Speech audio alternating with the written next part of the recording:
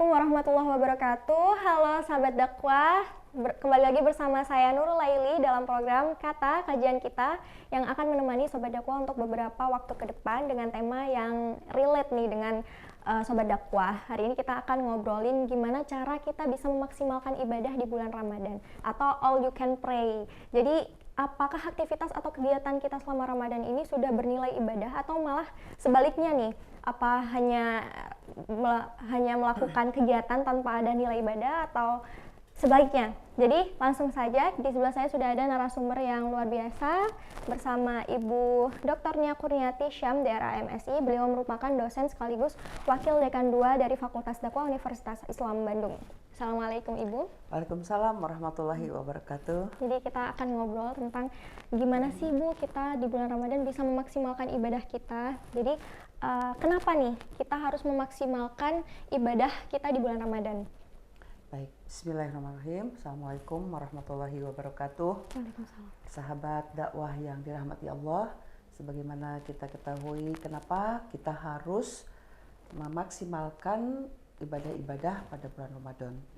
Salah satu keutamaan bulan Ramadan yang paling istimewa yaitu sebagai bulan diturunkannya Al-Quran, di mana untuk pertama kalinya tepatnya pada Lailatul Qadar.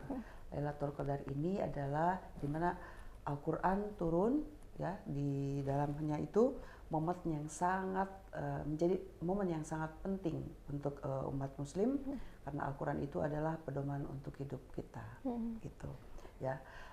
Dalam hadis Nabi Muhammad SAW mengatakan Aisyah, Rasulullah SAW itu sangat sungguh-sungguh beribadah pada 10 hari bulan Ramadan, melebihi kesungguhan beribadah pada hari-hari sebelumnya, gitu ya. Nah, dalam hal ini setiap hari di bulan Ramadan sebetulnya hari-hari yang penuh berkah dan spesial buat umat Muslim semuanya. Tetapi dalam 10 hari terakhir itu dalam Ramadan memiliki keutamaan yang lebih besar. Hal ini karena tanggal 10 terakhir Ramadan ini terdapat malam Lailatul Qadar. Nah, di mana malam itu lebih baik dari 1000 bulan, begitu. Jadi di dalam Ramadan itu ada 10 hari terakhir ya Ibu yang namanya Lailatul Qadar ya. Jadi ya, harus dimaksimalkan. Ya, betul. Jadi ibadah apa aja nih Ibu yang bisa kita maksimalkan selama bulan Ramadan? Ya, kalau kita telusuri dari hadis tadi gitu ya, bahwa betapa pentingnya semangat dalam beribadah pada 10 akhir Ramadan itu. Dalam hadis tersebut diceritakan bagaimana Rasulullah memanfaatkan waktu 10 hari di akhir Ramadan tersebut. Apabila kita telusuri dalam hal ini 10 hari Ramadan merupakan penutup ya dari bulan Ramadan. Kemudian 10 malam terakhir ini merupakan malam yang paling dinanti-nantikan oleh Rasulullah SAW, karena dalam hal ini ya tadi ada Lailatul Qadar ya. Nah, terdapat kerinduan ya bagi beliau, sebagaimana dalam hadis beliau mengutamakan ya, bukan berarti tidak yang lainnya gitu, tetapi dalam hal ini Lailatul Qadar itu datangnya Al-Quran gitu ya pada waktu itu, sehingga Nabi memberikan contoh pada umatnya pada 10 hari Ramadan itu untuk mengoptimalkan, bukan terganggu dengan hal-hal duniawi untuk menyambut Lebaran atau Idul Fitri, begitu. Beli baju ya. baru. Nah, iya, seperti itu. Ya. Ada banyak ya ibadah yang bisa dilakukan pada bulan Ramadan, yaitu puasa, di mana semua umat Muslim itu harus puasa, wajib puasa ya bagi orang yang sudah baligh dan tentunya sehat, gitu ya. Kemudian di dalam bulan Ramadan pun ada sholat tarawih, ya, yang biasanya kita tahajud atau sholatul lail ya, ada kita ganti dengan tarawih, gitu ya. Nah, gitu. Jadi sholat sunnah yang dilakukan setelah isya, gitu ya. Kemudian ada tadarus ya, tadarus Quran, di mana membaca Al-Quran. Ya, kalau hari-hari membaca Al-Quran hanya membaca saja, ya kita tambah dengan artinya gitu ya, dengan terjemahnya.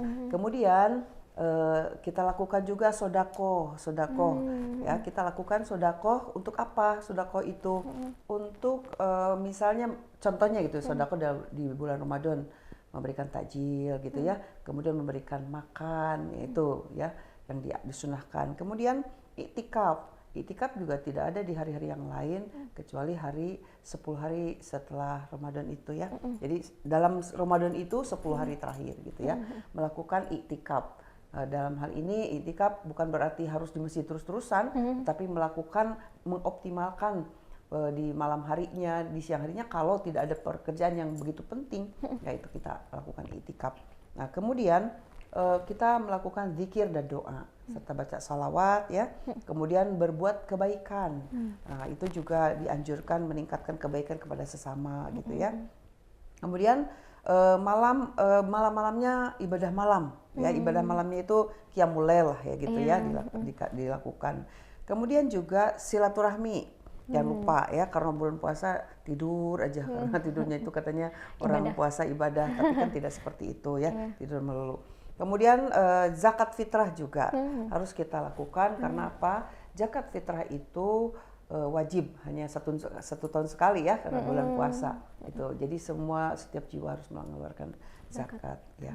Kemudian sahur dan berbuka, jangan lupa ya, karena orang kan karena kuat katanya tidak usah bersahur, tidak seperti itu. Jadi dalam sebuah hadis dikatakan sahur itu malah disaksikan oleh malaikat dan Allah Subhanahu wa taala ya. Jadi makanya sahur itu adalah berkah ya, mengandung berkah.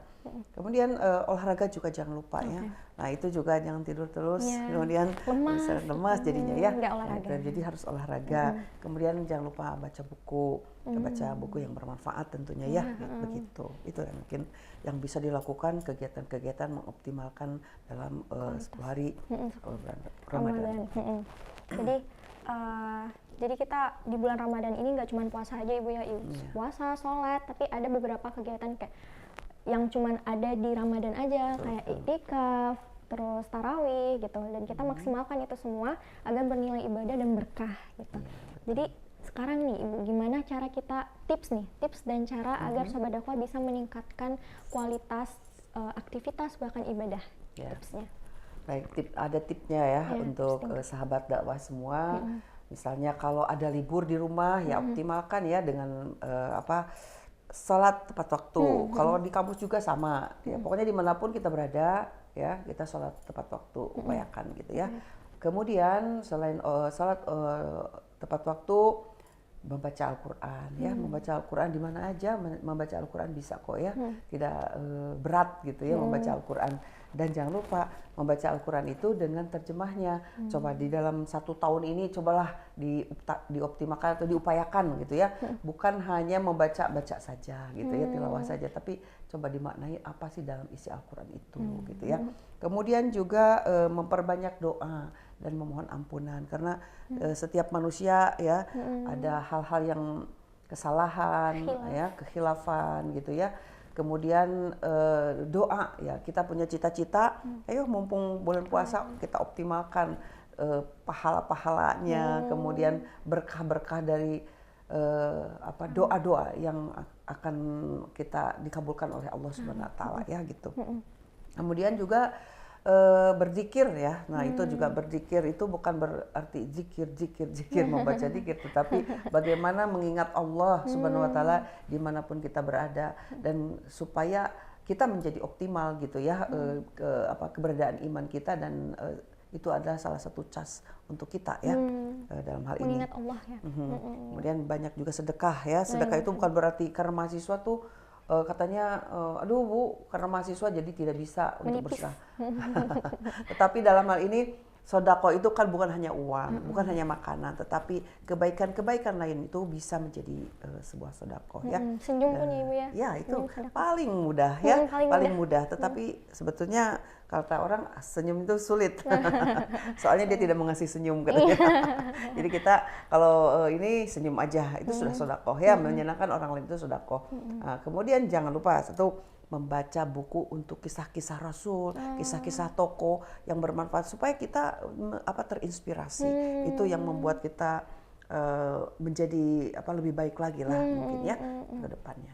Oke, tipsnya tadi udah Ibu sampaikan ya kepada sobat dakwah gimana caranya kita bisa memaksimalkan ibadah di bulan Ramadan, dan gimana sih Bu agar kita tuh nggak lelah, apalagi bulan Ramadan kita lemas, kita lesu, kita gimana caranya tetap maksimal gitu, tidak mudah lelah di bulan Ramadan. Ya, kita harus memaksimalkan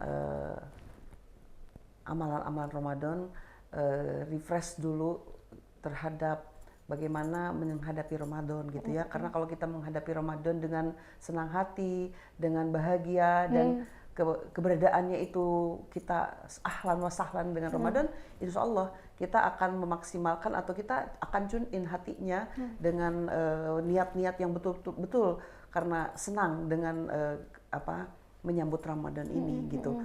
Jadi sehingga tidak akan lemas. Masa kita akan menyambut tamu agung tapi dengan lemas gitu ya, tidak memungkinkan itu. Nah itulah mungkin dari awal disunahkan juga kan dengan harus menyambut Ramadan dengan senang hati, dengan ahlan wa sahlan Ramadan itu ya, menyambutnya dengan senang hati, sehingga apa yang kita akan lakukan tuh karena menyambut tamu ya pasti apapun akan all out gitu ya diberikan gitu kepada tamu agung itu.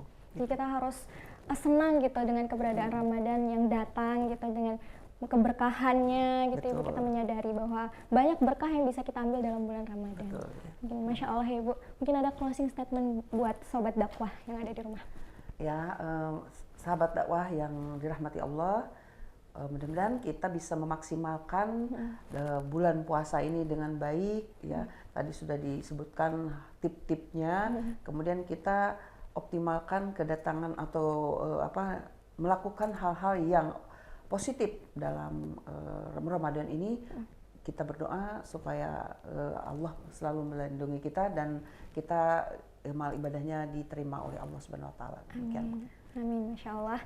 Ya semoga apa yang disampaikan oleh Ibu bisa bermanfaat dan bisa diterapkan oleh sobat dakwah yang ada di rumah. Baik, terima kasih sobat dakwah untuk episode kali ini, dan jangan lupa untuk terus ikuti program-program yang insya Allah bermanfaat dan menambah wawasan sobat dakwah di rumah. Baik, terima kasih Ibu, terima kasih banyak. Sama-sama. Dan terima kasih untuk sobat dakwah. Saya Nurul Laili, izin pamit undur diri. Wassalamualaikum warahmatullahi wabarakatuh.